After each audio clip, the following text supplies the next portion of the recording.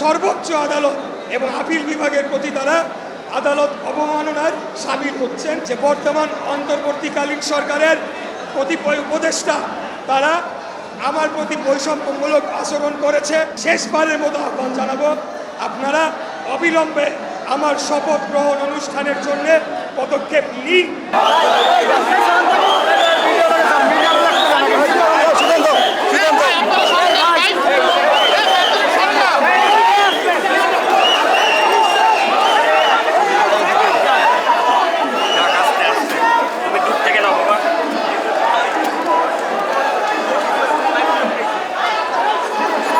সবাইকে জানাতে চাই, বাংলাদেশের সর্বোচ্চ আদালত সুপ্রিম কোর্টের আপিল বিভাগে মাননীয় প্রধান বিচারপতির উপস্থিতি বিগত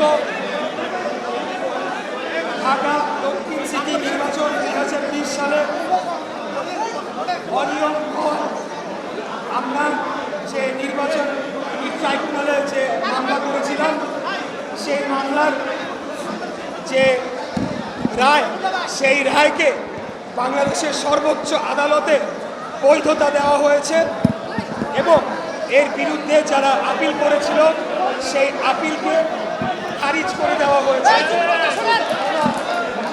এর মাধ্যমে আমাকে মেয়র ঘোষণা করে নির্বাচন কমিশনের যে গেজেট প্রকাশিত করা হয়েছিল সেই গেজেটকে বহাল রাখা হয়েছে। আমরা বলতে চাই, আজকে বাংলাদেশের সর্বোচ্চ আদালতে এই রায়, এই আপিল নিষ্পত্তির মাধ্যমে আমরা যে শুরু থেকে আইনের শাসনে বিশ্বাসী, আইনের প্রতি শ্রদ্ধাশীল এবং বাংলাদেশে আইনের শাসনকে সম্পূর্ণ শ্রদ্ধা রেখে আমরা যে মামলা করেছিলাম, আদালতের প্রতি পূর্ণাঙ্গ আস্থা আমরা রেখেছিলাম, সেটি আবারও প্রমাণিত হয়েছে যে বাংলাদেশ জাতীয়তাবাদী দল বিএনপি এবং এর সর্বস্তরের নেতাকর্মীরা আমরা আইনের প্রতি শ্রদ্ধাশীল। এবং এর মাধ্যমে এও প্রমাণিত হয়েছে যে বর্তমান অন্তর্বর্তীকালীন সরকারের কতিপয় উপদেষ্টা তারা আমার প্রতি বৈষম্যমূলক আচরণ করেছে এবং তারা নির্বাচন কমিশন, বিচার ব্যবস্থা এবং প্রশাসনের উপর হস্তক্ষেপের মাধ্যমে আমাকে যে মেয়র নির্বাচন নিশ্চিত করে ঘোষণা দেওয়া হয়েছিল এবং তার পরিপ্রেক্ষিতে আমাকে যে শপথ গ্রহণ করানোর জন্য যে দায়িত্ব ছিল সেই দায়িত্বটুকু পালনে এই বর্তমান অন্তর্বর্তীকালীন সরকার ব্যর্থ হয়েছে। এখন সর্বশেষ যে কথাটি বলতে চাই, তারা যদি অনতিবিলম্বে আমার শপথ গ্রহণ অনুষ্ঠান সম্পন্ন করার জন্য পদক্ষেপ না নেয়, তাহলে এটাই প্রতীয়মান হবে যে বাংলাদেশের সর্বোচ্চ আদালত এবং আপিল বিভাগের প্রতি তারা আদালত অবমাননার শামিল হচ্ছেন এবং অবমাননা করার মতোই একটি পদক্ষেপ নেওয়া হচ্ছে। অতএব আমি বর্তমান অন্তর্বর্তীকালীন সরকারের সকল পর্যায়ে যারা এটার সাথে সংযুক্ত তাদেরকে শেষবারের মতো আহ্বান জানাবো, আপনারা অবিলম্বে আমার শপথ গ্রহণ অনুষ্ঠানের জন্য পদক্ষেপ নিন। অন্যথায় আগামীকাল থেকে ঢাকা নগরবাসীকে সাথে নিয়ে এই আন্দোলনকে আরো বেগবান করা হবে,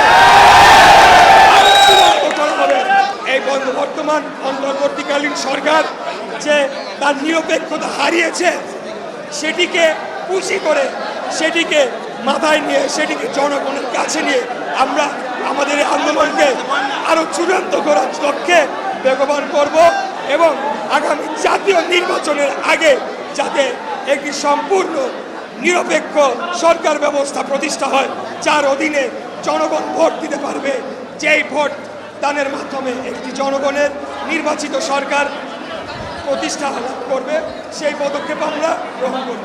আমার কথা একটাই, একজন মেয়রকে তারা শপথ গ্রহণ করাতে ব্যর্থ হয়েছে, তাহলে আগামীতে 300 এমপিকে শপথ গ্রহণ করানোর জন্য তারা কি কার্যকরী পদক্ষেপ নিতে পারবে কিনা সেটা নিয়ে জনমনে যথেষ্ট সন্দেহ তৈরি হয়েছে।